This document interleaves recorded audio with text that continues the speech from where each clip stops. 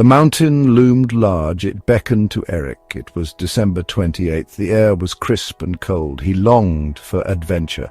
He decided to hike the mountain trail. Eric loved being outdoors. He was a seasoned hiker. He felt most at peace in nature. He set off into the woods. His backpack was filled with supplies. He felt excited for the challenge ahead. The forest welcomed him. The trees stood tall and proud. The air was still. The only sound was his own breath. He felt a sense of peace. He was alone but not afraid. He was in his element. The blizzard raged on.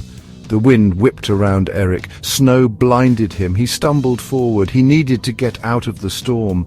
His life depended on it. He pushed through the blinding snow. Each step was a struggle. His heart pounded in his chest. He thought of turning back, but the path was gone.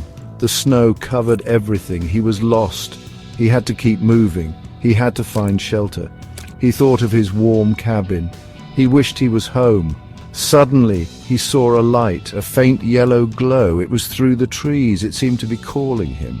Hope surged through him. He stumbled towards the light. He prayed it was shelter. He prayed it wasn't a trick of his mind. He pushed through the last of the trees. There in a clearing stood a cabin. It was small and made of dark wood. A single window glowed with warm light. Smoke rose from its chimney. It was a beacon of hope in the storm. Eric approached the cabin cautiously. He was wary of strangers, but the blizzard raged on. He needed shelter. He knocked on the weathered wooden door. There was no answer. He tried the handle. It creaked open. He stepped inside. The cabin was dark and dusty.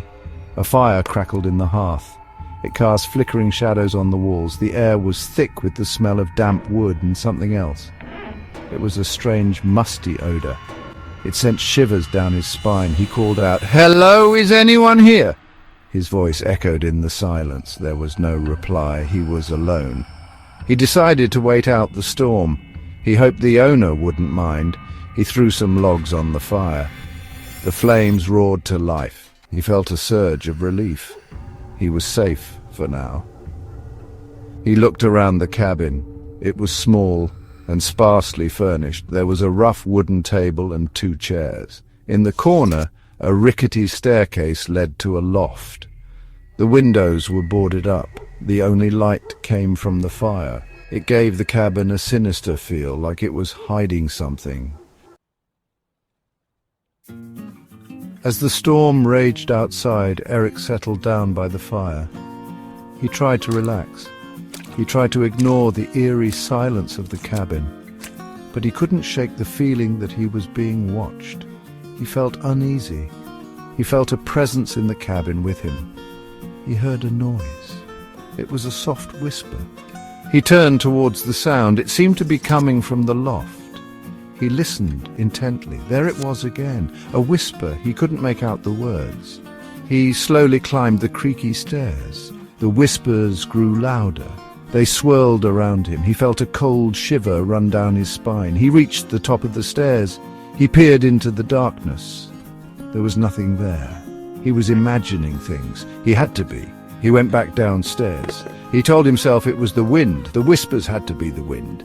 He tried to focus on the fire. He tried to forget about the whispers, but he couldn't shake the feeling that something was wrong. He felt it in his gut. He was in danger. Eric's eyes darted around the cabin, searching for the source of the whispers. His gaze fell upon the walls. They were covered in strange carvings, crudely etched into the wood. He hadn't noticed them before. They were faint, almost invisible in the dim light. He moved closer to the wall and ran his fingers over the carvings. They were rough and jagged, depicting strange symbols, circles within circles, triangles with eyes, faces contorted in silent screams. He recognized one symbol. He had seen it before. He had seen it on an old book about ancient folklore. It was a symbol of protection, or was it a warning? He couldn't remember. He looked at the other symbols, and they filled him with dread.